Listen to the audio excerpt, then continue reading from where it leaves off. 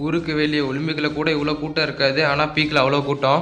வேணான்னு சொன்னா நான் சூனா பண்ணனா என் வீரத்தை வேர்ல்டுக்கு வெளியே வந்து பண்ணான்னு சொல்லி செத்து போயிட்டாங்க. சோலோ டேர் கேர் ஆஃப் டீமேட் health but danger of our health. இந்த ரிவே ஹார்ட் ஃபுல்லாக அடுத்த வருஷம் ஆகும், ஆனால் அதுக்குள்ளே நம்ம சாவோம். சோலோ டேர் போட்டால் வேர்ல்டுக்கு வெளியே போனால் கூட தப்பிக்க முடியாது. ஏன்னா மின்மின் பூச்சிக்கு பேக்கில் லைட் எரியிற மாதிரி அந்த மேப் ஃபுல்லாக இந்த லைட் ஹார்ட்டின் எரியும். இதுக்கு தான் நான் அப்பயோ சொன்னது தற்கொலை பசங்கிட்ட சர்வே பண்ற நமக்கு பீக்கில் சட்டை எதுக்குன்னு. இவனுக்கு அதுக்கு நாத்துக்கு அப்புறம் சவுத்து வாயை கொஞ்சம் சாத்துன்னு சொல்லி பாக்குற அடிப்பில் அடிப்பா ஸ்குவாட வைப்பனி முடிப்பன்னு சொல்லி செத்து போயிட்டானுங்க. இப்போ இவனுக்கு காப்பாற்ற நம்ம கார் எடுத்து சுத்தணும், அவனுக்கு பாத்துடான்னு கத்துணும் நம்ம தலையெழுத்துல எழுதிருக்கு. என்ன பண்றது, தூக்கி தொலையணும். பாகிஸ்தான் பார்டர்ல கூட அத்தனை பேர் இருக்க மாட்டாங்க, நான் ஜோன் பார்டர்ல நிறைய பேர் சுத்திட்டு இருக்கானுங்க. அந்தட்டும் இந்தட்டும் அந்தாண்ட இந்தாண்டன்னு. இந்த ஆட்டின் சீக்கிரம் ஏறணும், அவனுங்களும் சீக்கிரமா கீழே வரணும். அப்பதான் நம்ம தப்பிக்க முடியும், போயாவையும் தட்டி தூக்க முடியும். என்ன பண்றதுன்னே தெரியல, சுத்தி இனிமையா இருக்கானுங்க. இதுதான் அந்த காலத்து வள்ளுவர்லாம் அப்பயோ சொல்றாங்க, மழை காலத்துல புழங்காது, இது மாதிரி டீம்மேட்லாம் வச்சிருந்தா ஸ்குவாடு விளங்காதுன்னு. நான் அப்ப தெரியாம போச்சு, இப்பதான் தெரியுது அதுக்கான காரணம் என்னன்னு.